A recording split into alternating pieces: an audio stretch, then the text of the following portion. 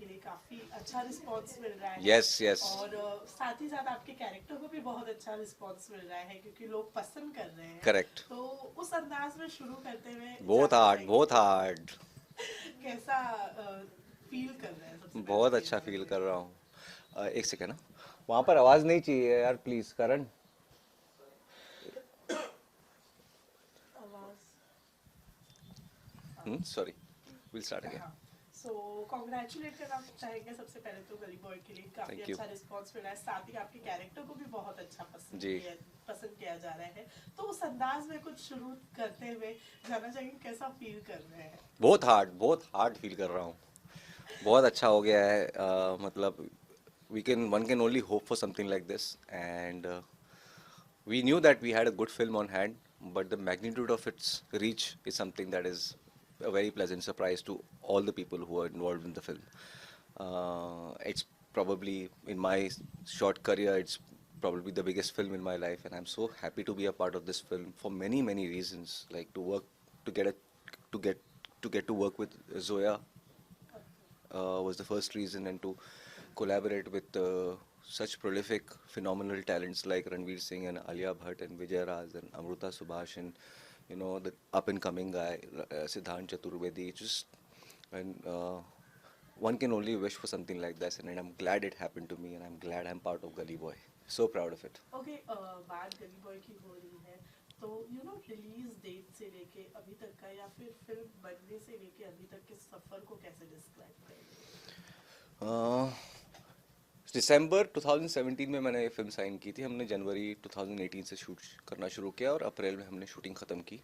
उसके बाद मुझे बहुत लंबा वेट करना पड़ा, कुछ 8-10 महीने रिलीज़ के लिए। वो वेट थोड़ा सा ऐसा था कि यार कुछ अच्छा बना दिया है, अब लोगों तक पहुंच जाए। लेकिन और जब पहुंचा है तो बहुत अच्छे से पहुंचा है। प्रोसेस बहुत अच्छा था, शूटिंग का प्रोसेस भी बहुत अच्छा था। शूटिंग से पहले जो प्रेप था वो भी बहुत ज़्यादा हेल्पफुल था। शूटिंग मेरे हिसाब से इतना स्मूथ और इतना इजी शूटिंग एक्सपीरियंस और इतनी बड़ी फिल्म का, I thought it is not going to be possible, but Excel Entertainment की प्लानिंग इतनी स्ट्रॉन्ग है, planning and execution both, that everybody felt so safe secure, taking care of, correctly briefed. So इतना compartmentalise तरीके से काम कर रहे थे। बहुत ही मतलब मस्के से हो गया। लोग सोचते होंगे कि धारावी में शूट कर रहे हैं तो कितना तकलीफ हुई होगी, कुछ नहीं हुआ, नथिंग। प्रिपरेशन अच्छी थी, प्लानिंग अच्छी थी, एग्जीक्यूशन अच्छा था और धारावी के लोग बहुत अच्छे थे। ओके, ये तो हुई प्रिपरेशन प्लानिंग की बात, लेकिन हम अगर जाने आपकी पर्सनल प्रिपरेशन प्लानिंग की, तो जो कैरेक्टर था वो उसकी लैंग्वेज जी। लैंग्वेज का हाँ, कमाल एक है लिंगो है उसके लिए। बम्बैया। तो कितनी तैयारियां करनी पड़ी उसके लिए उसके आपको। लिए क्योंकि 8-10 साल हो गए बम्बई में, तो सुना है थोड़ा बहुत। लेकिन जब मैंने स्क्रिप्ट पढ़ी तो उसमें काफ़ी चीज़ें ऑलरेडी थी। मतलब विजय मौर्य ने काफ़ी कुछ क्रैक कर लिया था, ये कमती होते इधर से वॉज ऑलरेडी रिटन। अच्छी बात ये थी कि एक्सेल मतलब जोया ने कुछ 3-4 लड़के जो धारावी के थे, रैपर्स थे या जो बीट बॉक्सिंग करते थे, उन सबको असाइन कर दिया था एक्टर्स के लिए कि आप लोग लिंगो के लिए ट्रेन करना। विजय जितने भी कास्ट मेंबर्स हैं, तो उनके साथ मैंने बहुत बैठ के जैम किया। तो उनकी जब आवाज़ सुनते हो तो आपको लगता है अच्छा, ये तो मैं पढ़ के बोल रहा हूँ, बोला ऐसे जाता है, क्योंकि वो लोग जानते हैं कैसे स्ट्रेस करना है किस चीज़ पे। मतलब एक छोटा सा एग्जांपल देता हूँ। एमी वे वंटाए, एक दिन मैं पहली बार मिला उससे, तो उसको एक दोस्त पूछता है कि कहाँ था भाई तेरा, वेट कर रहा हूँ कब से इधर में खड़े लाए। तो एमी वे बोलता है कि अरे क्या करूँ, हॉस्पिटल जाना पड़ा, मेरे भाई को स्टोन हो गया है, स्टोन निकाल के आया उसका। तो this kind of smoothness to very big, इतनी बड़ी बड़ी चीज़ें, हॉस्पिटल गए हो, कुछ गड़बड़ हुआ है, बट जिस तरीके से वो लोग बोलते हैं उसमें एक अलग ही एक स्वैग है। तो ओके। ये सब चीज़ें उठाने को बहुत मज़ा आता है। तो ओके, ये और इन्हीं रिलेट कितना कर पाए कैरेक्टर से अपने आप को। क्योंकि इतना ज़्यादा ह्यूमन है। मतलब he is full of errors. जैसे बोलते हैं ना कि humans are full of errors, तो इसमें भी उस जिस एरिया को या जिस जगह को ये बिलोंग करता है और जिस तरह का हार्श कंडीशंस हैं जस्ट टू सरवाइव, वहाँ पर you can easily take a wrong decision in life, and you can easily fall for the trap of doing something unlawful. Okay. Moin is one of those guys who decided कि I have to survive, and if that means that he steals a car, then he'll steal the car. So, so I went with that approach कि what they've written. मुझे लगता नहीं है कि कोई भी इंसान ख़राब या अच्छा होता है, उसके circumstances उसको define करते हैं, और कॉज एंड रेपरकशन भी बहुत अच्छे से दिखाया है फिल्म में कि आप कुछ करते हो तो उसका एक रेपरकशन होता है। तो वो जो कर रहा था उसको पता था कि एक दिन वो जेल जाएगा, और वो जेल में है for what he is done. So so Moin वैसा था, और वो मुराद को इसलिए हेल्प कर रहा है क्योंकि उसको लगता है कि मुराद के पास एक सपना है, और वो बाहर निकल सकता है, लेकिन मोइन के पास कोई नहीं है, उसका कोई सपना भी नहीं है बड़ा वैसे। ओके, ये तो हुई गली बॉय की बात हो गई है। बिसाइड्स 2019 इतनी अच्छी शुरुआत हुई है गली बॉय के साथ में, उसके अलावा भी इम्तियाज अली की जो वेब सीरीज है जी, वो आने वाली है जी। ऑब्वियसली उसके बारे में भी कुछ थोड़ा बहुत जानना चाहिए। हाँ, मैं भी एक वेब सीरीज़ कर रहा हूँ, उसका शूट चालू हो गया है, कुछ आधा हो गया है।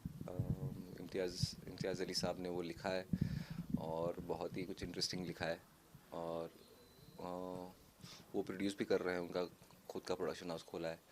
तो कुछ आधा बाकी है, वो ख़त्म हो जाएगा इस साल, शायद आ जाएगी वो। और एक फ़िल्म है बमफाड़ करके, जो अनुराग कश्यप सर प्रेजेंट कर रहे वाले हैं, तो उसकी शूट हो चुकी है, अभी वो पोस्ट प्रोडक्शन स्टेज में है, तो उसका भी इंतज़ार रहेगा।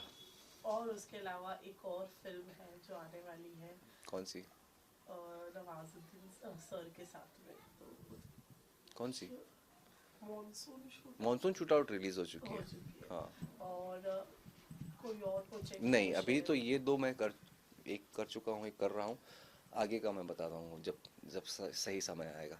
ओके, सो अगर बात करें अपना टाइम आएगा हाँ, तो वो भी लोगों के अंदर एक अलग ही क्रेज उसने करेक्ट। कर दिया है। तो आप दो लाइन अगर उसके गुनगुना दे तो फिर। अपना टाइम आएगा नहीं, अपना टाइम आएगा तो it's become like the new punch line और टैग लाइन, और बहुत अच्छी चीज़ है, बहुत हार्ड और अपना टाइम आएगा, दोनों बहुत हिट हो गए हैं, बहुत अच्छी बात है। बट आज़ादी मुझे बहुत पर्सनली बहुत उसके लिरिक्स बहुत अच्छे लगते हैं। ओके, तो हो जाए। नहीं, मतलब मेरे को रैप थोड़ी आता है, मैं तो खाली वड़े वड़े वाव वाव वाव वाव वड़े वड़े कर सकता हूँ। ओके, उसके अलावा अभी फिलहाल में हमारे इंडिया में इतनी कुछ चीज़ें हो रही हैं, हाँ। जैसे हम बात करें अगर पुलवामा अटैक वगैरह की, तो उसके बारे में क्या कहना चाहिए? मैं सीरियसली मैं बता रहा हूँ, अपनी लाइफ में मैं पहली बार ऐसा हुआ है कि 4 दिन से मेरा फ़ोन बजना बंद नहीं हुआ है, 5 दिन से, और इतना टेंशन मुझे कभी भी नहीं मिला है। मैं कुछ भी चीज़ कर नहीं पा रहा हूँ, मतलब मैं खोलता हूँ और कुछ, तो I have not been able to really follow up on what is going on. But having said that, the nation needs to come together to protect the soldiers, and whatever needs to be done needs to be done. वो तो दिल से, मतलब यही एक उम्मीद रहती है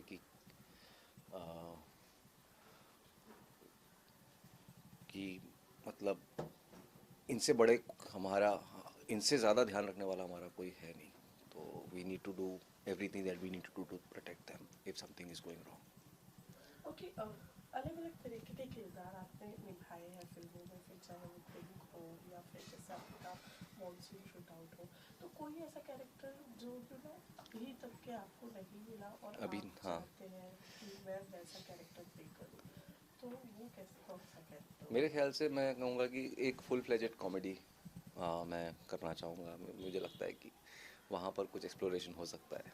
ओके, तो ऐसे कोई स्क्रिप्ट अभी तक आई है? फिल्मों में नहीं आई, एक सीरीज़ मैंने की थी चेयर्स करके, जो यूट्यूब पे है, उसमें मैंने एक्सप्लोर किया और वो काफ़ी लोगों को पसंद आया। ओके, कुछ फाइनली अपने फैन से कुछ कहना चाहिए अपने साइड से? फैंस को खाली ये बोलेंगे कि भाई मोइन भाई बोल रहे हैं कि वड़े वड़े wow wow. Thank you so thank you much. So much.